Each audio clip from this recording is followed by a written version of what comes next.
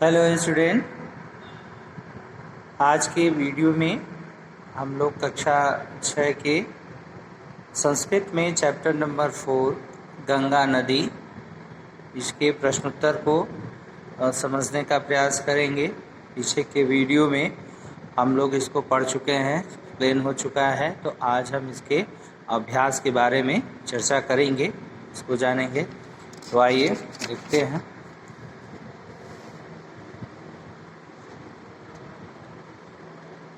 देखिए, इसमें कुछ शब्दार्थ भी हैं, तो पहले हम इसको जान लें, उसके अर्थ को।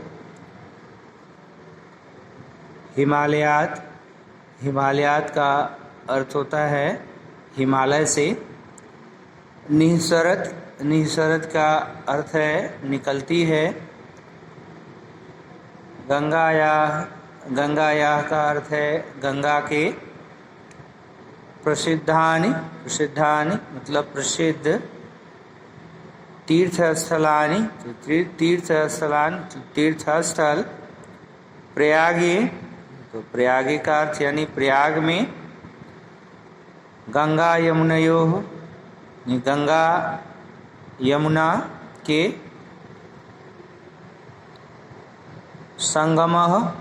संगम का अर्थ है मिलन स्थल। मन्यते का अर्थ है माना जाता है। संप्रत यानी इस समय। दृश्यते यानी दिखलाई पड़ता है। औद्योगिक अवकर का अर्थ है औद्योगिक कचरा के बहने से। औद्योगिक अवकर प्रवाहेण, इसका अर्थ है औद्योगिक कचरा के बहने से। कारणैः का अर्थ है कारणों से। मीनाः मतलब मछलियाँ, मीन का अर्थ मछलियाँ, मीनाः मतलब मछलियाँ। कच्छपाः, तो कच्छपा यानी कछुए। सहायका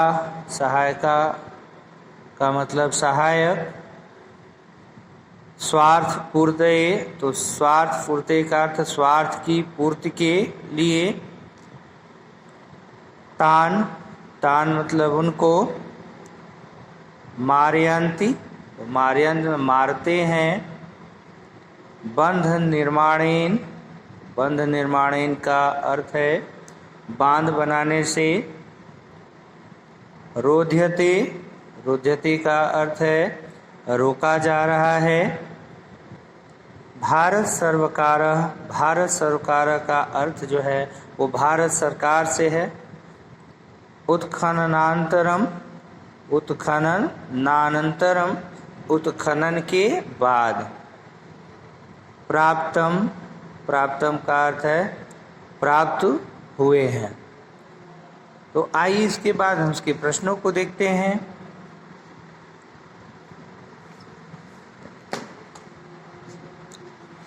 प्रश्न में पहला जो प्रश्न है, कस्याः तटे अनेकानि तीर्थस्थलानि सन्ति। तो कस्याः तटे अनेकानि तीर्थस्थलानि सन्ति, किसके तट पर अनेक तीर्थस्थल हैं। तो हमने इसमें पढ़ा है कि गंगा के तट पर जो है अनेक स्थल भी हैं। तो कस्याः तटे अनेकानि तीर्थस्थलानि सन्ति, तो कस्याः की जगह हम लिख देंगे गंगायाः तटे अनेकानि तीर्थस्थलानि सन्ति, यानी गंगा के तट पर अनेक तीर्थस्थल हैं। प्रयागे कयोः संगमः अस्ति। प्रयाग किसका संगम है? तो प्रयागे गंगा यमुनयोः संगमः अस्ति। कयोः यानी इसके जगह पे हम क्या लिख देंगे? गंगा यमुनयोः संगमः अस्ति, यानी प्रयाग में गंगा और यमुना का संगम है। अगला प्रश्न हमारा है मीनाः कच्छपाः च कुत्र निवसन्ति। ये कहाँ रहते हैं? मीना मछली, कच्छपा कछुए और कछुए कुत्र निवसन्ति, इन कहाँ निवास करते हैं, कहाँ रहते हैं। तो इसका जो है संस्कृत में उत्तर हो जाएगा मीनाः कच्छपाः च गंगायाः जले निवसन्ति। अगला प्रश्न है पूर्वम यात्रा साधनानि कानि आसन्। पूर्व में यानी पहले यात्रा के साधन कौन थे? तो हम जानते हैं कि गंगा नदी में जो है वो पोत और नौकाएं चलती थीं, यात्रा के साधन के रूप में उनका हम उपयोग करते थे। तो पूर्व यात्रा साधनानि कानि आसन्। तो पूर्वम यात्रा साधनानि पोताः नौकाः एव आसन्। पोताः नौकाः एव आसन्। इदानीं गंगायां नौकाः किमर्थं चाल्यन्ते। आज भी गंगा नदी में नौका यानी नाव जो है वो क्यों चलते हैं? तो इदानीं इसका उत्तर हो जाएगा इदानीं गंगायां नौकाः मनोरंजनाय चाल्यन्ते। इसके लिए मनोरंजन के लिए, मनोरंजनाय चाल्यन्ते। दूसरा रिक्त स्थानानि पूरयत, रिक्त स्थानों की पूर्ति करना है। इसमें पहला जो है ब्लैंक स्पेस पहले है, उसके बाद गंगा यमुनयोः संगमः, फिर ब्लैंक स्पेस दिया हुआ है। तो गंगा यमुना का संगम, तो क्या हो जाएगा यहाँ पर? पहले में हो जाएगा प्रयागे, प्रयागे गंगा यमुनयोः संगमः अस्ति। प्रयाग में गंगा यमुना का संगम है। दूसरा गंगायाः ब्लैंक स्पेस अनेकानि, फिर ब्लैंक स्पेस सन्ति।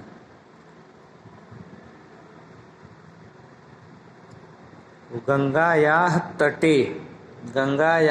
तटे अनेकानि तीर्थस्थलानि सन्ति।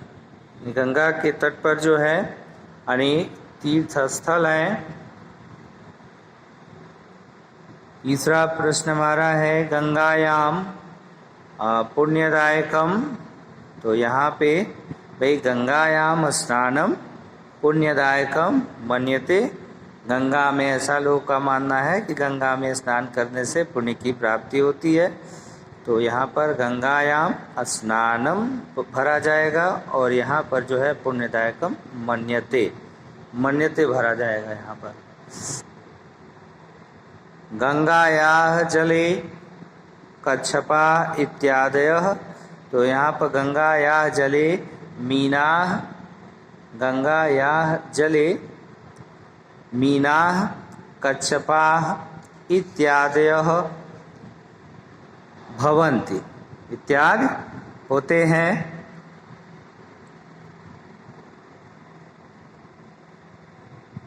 गंगायाः संरक्षणेन तीर्थस्थलानि। तो गंगायाः संरक्षणेन इमानि तीर्थस्थलानि सुरक्षितानि भविष्यन्ति।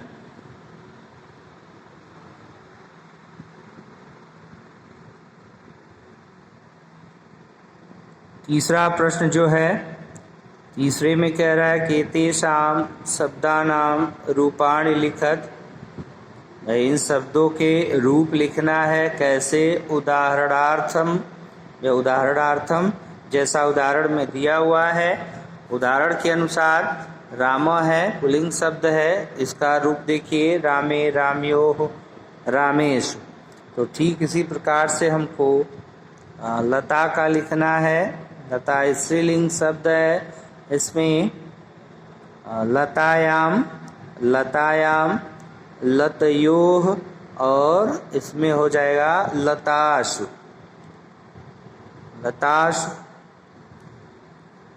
देन तीसरा जो है नदी है, ये भी स्त्रीलिंग शब्द है, तो इसमें हो जाएगा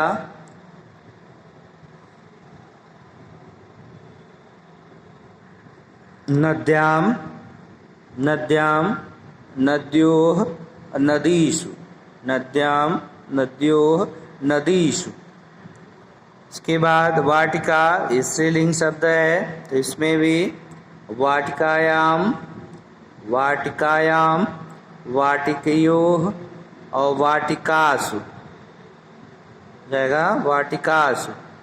इसके बाद गृहम है, नपुंसक है, तो गृहम, तो यहाँ पे जो है गृहे, गृहे, गृहयोः, गृहयोः और गृहेषु, गृहेषु हो जाएगा। ठीक उसी प्रकार से बालिका, बालिका, तो बालिका स्त्रीलिंग शब्द है, तो यहाँ पे बालिकायाम हो जाएगा, बालिकायाम और बालिकयोः, बालिकयोः और यहाँ पे हो जाएगा बालिकासु। उसके बाद पुस्तकम है नपुंसक, तो पुस्तकम, तो यहाँ पर पुस्तके, पुस्तकियोः, पुस्तकेषु, पुस्तकेषु, यानी सुस देख लीजिए, लता, लता का जो है वो लतायाम, लतयोः, लतासु, नदी, नदी का नद्याम, नद्योः, नदीषु। उसके बाद वाटिका का वाटिकायाम, वाटिकयोः, वाटिकासु। गृहम का गृहेषु, गृहयोः, गृहेषु। इसके बाद बालिका का बालिकायाम, बालिकयोः, बालिकासु। फिर पुस्तकम का पुस्तके, पुस्तकियोः, पुस्तकेषु।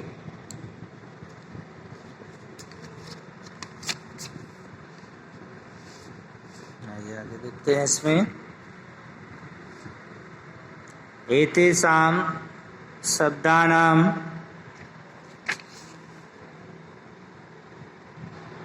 विलोम शब्दम लिखत, इन शब्दों के वो विलोम शब्द लिखना है।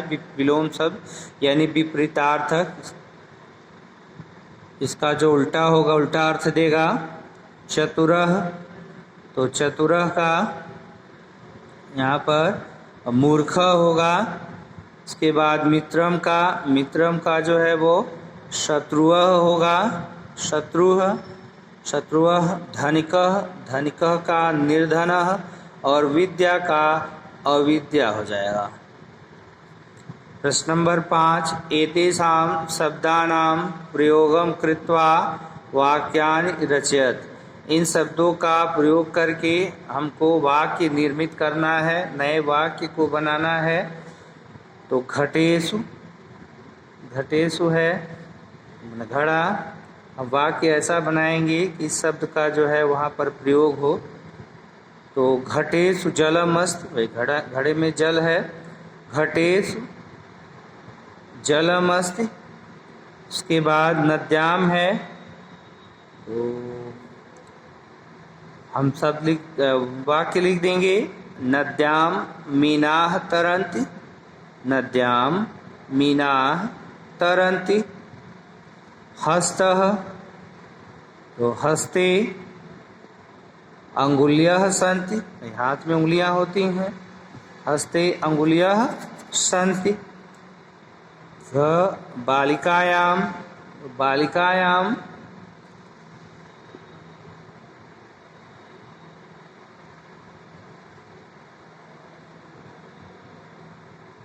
बालिकायाम, बालिकायाम सद्गुणाः सन्ति, बालिकायाम सद्गुणाः सन्ति, सेंटेंस हो जाएगा।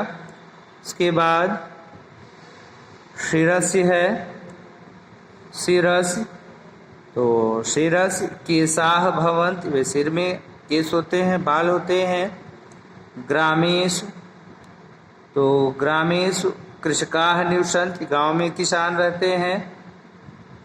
विद्यालयेषु, विद्यालयेषु छात्राः पठन्ति, विद्यालय में छात्र पढ़ते हैं।